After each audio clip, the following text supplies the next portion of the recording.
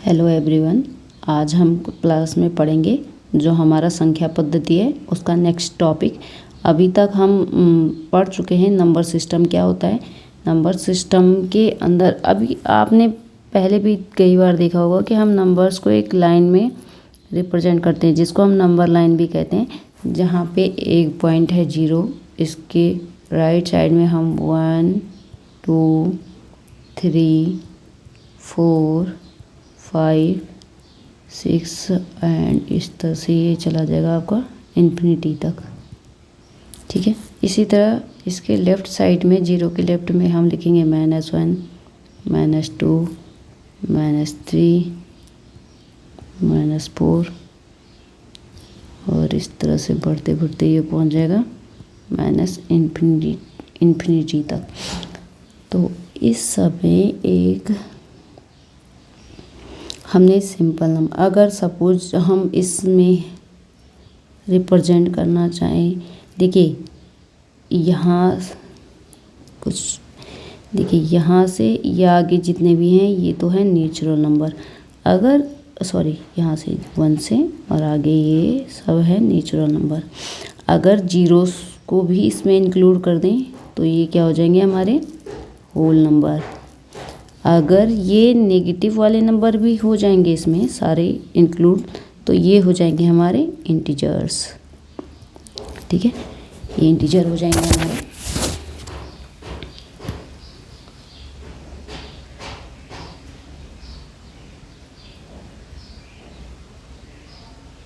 Okay, और ये हमारे होल नंबर हैं यहाँ तक, ये हमारे नेचुरल नंबर हैं यहाँ तक। और अगर इनके बीच में कुछ पॉइंट, देखिए नंबर लाइन की बात नहीं कर रही हूँ मैं, सिर्फ ये नंबर्स की बात कर रही हूँ। अगर आप कभी इस नंबर लाइन को पूरा इस नेचुरल नंबर होल नंबर में मत समझ लीजिएगा, क्योंकि इनके बीच में कई और नंबर भी पड़ेंगे, जैसे कि इनके बीच में डेसिमल में भी नंबर आ सकते हैं।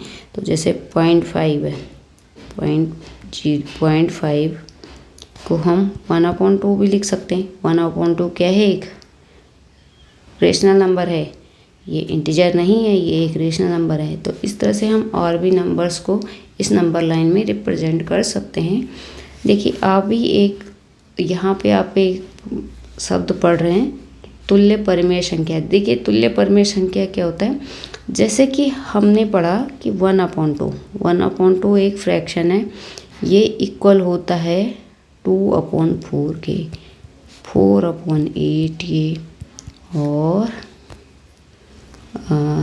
10/20 या इस तरह का जिनको आपस में हम काटेंगे तो ये 1/2 बन जाएगा। तो इस तरह से इसको हम बोलते हैं तुल्य परिमेय संख्या या इक्वल फ्रैक्शन, तुल्य भिन्न भी कह सकते हैं हम इसको। ठीक है,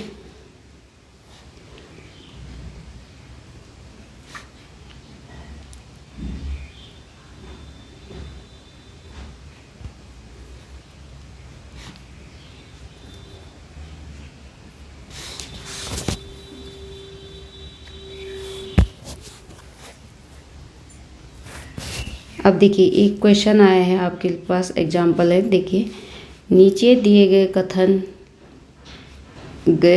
कथन सत्य हैं या असत्य, कारण के साथ अपने उत्तर दीजिए। प्रत्येक पूर्ण संख्या एक प्राकृत संख्या है। देखिए मैंने क्या क्वेश्चन पूछा, जो होल नंबर है, होल नंबर सारे होल नंबर क्या नेचुरल नंबर हैं? ये अंदर की तरफ आ सकते हैं सारे होल नंबर? बिल्कुल नहीं। तो ये स्टेटमेंट क्या है आपकी, फॉल्स है, क्योंकि आप इसमें लिख सकते हैं because 0 is included in whole number but not in natural number. मतलब कि 0 जो है वो होल नंबर में तो है, शामिल है, लेकिन नेचुरल नंबर में वो शामिल नहीं, इसलिए यह स्टेटमेंट क्या हमारी फॉल्स है, असत्य है। दूसरा स्टेटमेंट हमें दिया गया, प्रत्येक पूर्णांक एक परिमेय संख्या होता है। प्रत्येक पूर्णांक, इसके बाद होल नंबर के बाहर क्या आता है हमारा, ये आता है जेड पूर्णांक। पूर्णांक एक परिमेय संख्या, प्रत्येक पूर्णांक एक परिमेय संख्या है। Rational number Q. तो प्रत्येक पूर्णांक क्या परिमेय संख्या है, तो ये पूर्णांक क्या है, ये है जेड, और ये इसमें आएगा कि नहीं आएगा परिमेय संख्या में, तो यह आएगा, तो इसलिए ये स्टेटमेंट सही है। प्रत्येक परिमेय संख्या एक पूर्णांक होती है। प्रत्येक परिमेय संख्या एक पूर्णांक होती है। क्या प्रत्येक परिमेय संख्या एक पूर्णांक होती है?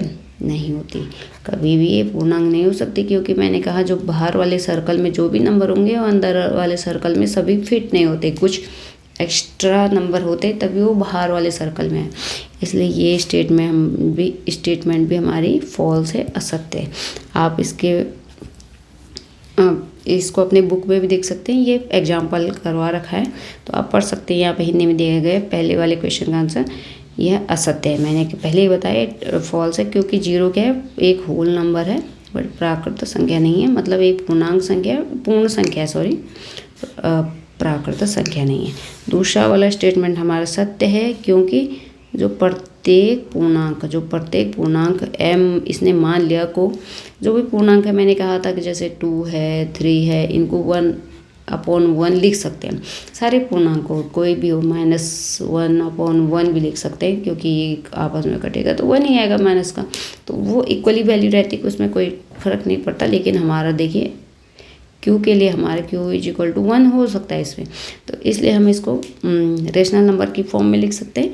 इसलिए ये सारे के सारे हमारे क्या हो जाएंगे, परिमेय संख्या हो जाएंगी। उसके बाद तीसरी स्टेटमेंट हमारे असत्य है, क्योंकि जैसे 3/5 क्या एक पूर्णांक नहीं है। उसने एक एग्जाम्पल दिया, ऐसे बहुत सारे एग्जाम्पल हो सकते हैं, जैसे कि 1/2, मैं एक 3/5 से 1/2 है, जैसे 1/2 आप देख सकते हैं कि आप ये एक कंप्लीट नंबर है क्या, पूर्ण संख्या है क्या, नहीं है, ये बिल्कुल पूर्ण संख्या नहीं है, ये सॉरी पूर्णांक संख्या नहीं है, पूर्ण संख्या तो बहुत अलग बात है। ये पूर्णांक संख्या नहीं है, ये अगर इसको हम सॉल्व करते हैं तो 0.5 आता है, ये एक आधा, मतलब एक पूरे 1 का हाफ पार्ट है। तो इसलिए इस तरह की बहुत सारे नंबर हो जाएंगे जो इसके अंदर नहीं आ पाएंगे। दूसरा एग्जाम्पल भी है इसमें, इस तरह के क्वेश्चन हम आगे एग्जाम्पल से बेटर है कि हम इसके क्वेश्चन जो दिए होंगे उनको करेंगे, तो अभी हम कराएंगे इसको आगे।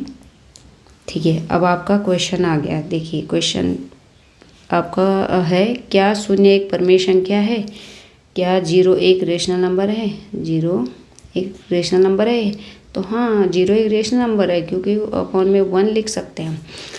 क्या आप इसे P/Q की फॉर्म में लिख सकते हैं? मैं बोल रही हूँ यस लिख सकते हैं, ये P हो जाएगा और ये Q हो जाएगा, लिख सकते हैं। जहाँ P और Q पूर्णांक है, हाँ ये पूर्णांक है, ये 0 एक क्या है, पूर्णांक मतलब कि इंटीजर है ना।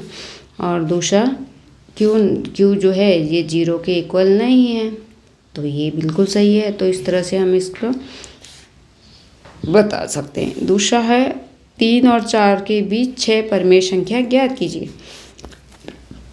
कितनी परिमेय संख्या हमें ज्ञात करनी है? 6। तो 6 में एक जोड़िए 7। बहुत आसान है, मैं सिंपल बहुत इजी तरीके से बता रही हूँ। इसको डिटेल में कैसे करना है वो भी हम आगे सीखेंगे, बट अभी मैं थोड़ा वैसे ही बता रही हूँ, रफली एक बार समझ लीजिए आप। बहुत आसान चैप्टर है। तो देखिए 6 परिमेय संख्याओं में हमें इसको करना है।